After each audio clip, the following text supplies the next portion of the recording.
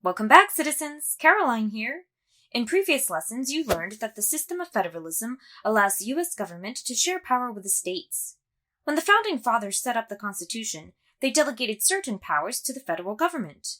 While the passage of the Bill of Rights included the 10th Amendment, which reserved many powers to state governments. But under the system of federalism, there are several concurrent powers and responsibilities that belong to both the U.S. and state governments. It's those powers that we will take a look at today.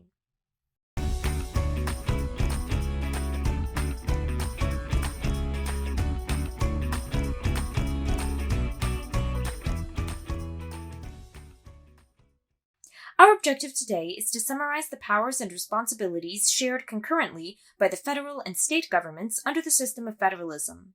Along the way, we will also explain why both levels of government have those powers and responsibilities. Let's get started.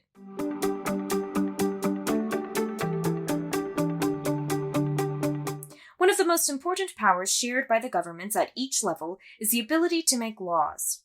To be clear, federal laws supersede all others. That means any federal law, such as the 17th Amendment, which allows citizens to elect senators from each state, must be followed in all 50 states.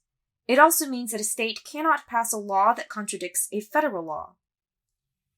One thing you may not realize is that counties and cities can also pass laws. These are often called ordinances and would apply to the municipality being governed, such as a ban on smoking in public buildings within a city. Federal laws are designed primarily to guarantee the rights of people and provide consistent protections and services to all U.S. citizens. State and local laws allow those governments to address issues of importance at their levels based on economic, cultural, and social needs. In short, they pass laws to best serve their people.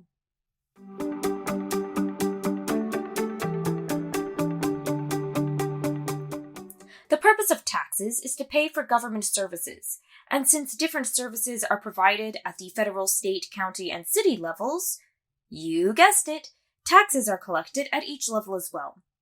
The federal government relies largely on the federal income tax allowed by the 16th Amendment, as well as tariffs, which are taxes on imported goods, and corporate taxes charged to businesses. States vary in their taxes, but many states also collect an income tax from workers. And most have a sales tax, which are taxes paid on goods when they are purchased. As for local taxes, most cities and counties collect taxes from property owners, and taxes on utilities, such as electric and water service. The federal government collects taxes to provide services on a broad level, such as national military defense, while state and local governments do so to give citizens more specific localized services, such as the fire department.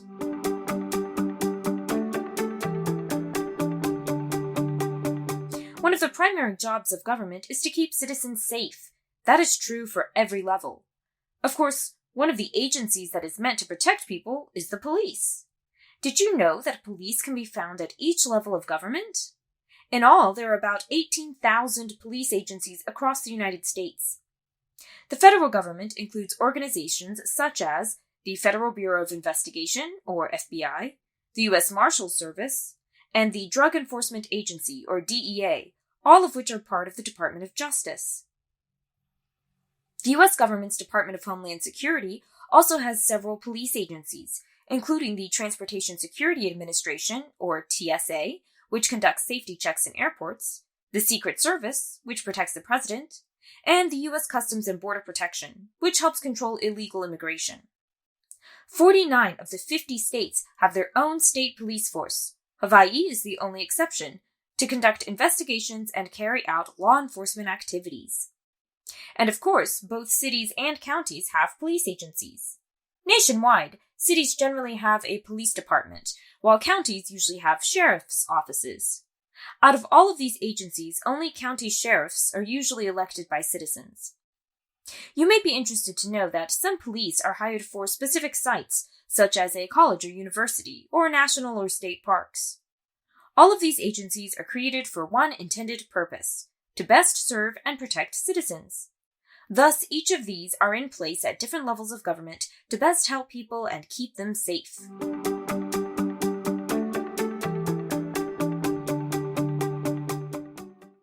You know that the United States has a whole lot of roads and highways, but did you know that between federal, state, and local governments, there are more than 4 million miles of streets and roadway in the U.S.? Each state and municipality marks its highways and roads differently, but all are designed to connect with federal highways and interstates as needed to help citizens travel efficiently and promote trade.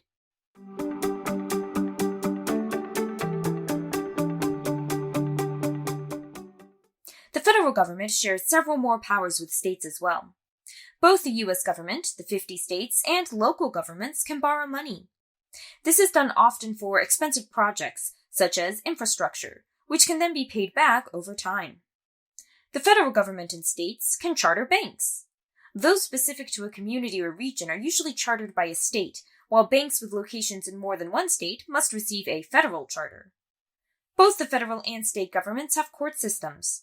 These complement police agencies and correctional facilities at each level to best serve the public, protect citizens' rights, and maintain law and order effectively.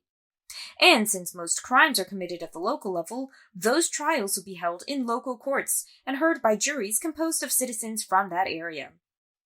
Deploying the National Guard is an option for both the federal and state governments. Guardsmen can be used by the U.S. for overseas missions, or called on by a state governor to assist in an emergency, such as a hurricane or flood. The Fifth Amendment's eminent domain can be exercised at all 3 levels. You may remember that it allows governments to take private property for public use if the owner receives fair compensation. This allows all levels of government to take land for public works to help citizens. Finally, all levels of government provide public welfare to citizens. These are services to help those in need. Federal services include the Social Security Program, various healthcare programs, and protecting citizens by monitoring air, water, and food. States contribute to public welfare with agencies such as police and emergency services, schools, and health departments. Local governments help administer and support federal and state programs and may also develop specific services to best help its residents.